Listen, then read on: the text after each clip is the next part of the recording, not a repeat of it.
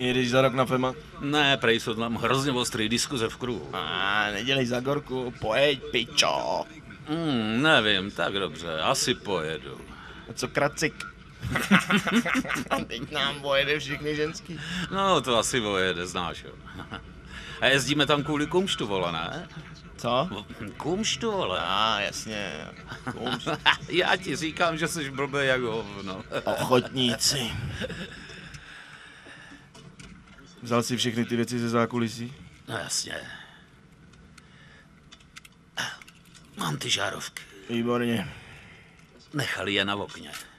Blbci. To znamená, že jsou v hajzlu. Přesně. Mám to pod palcem.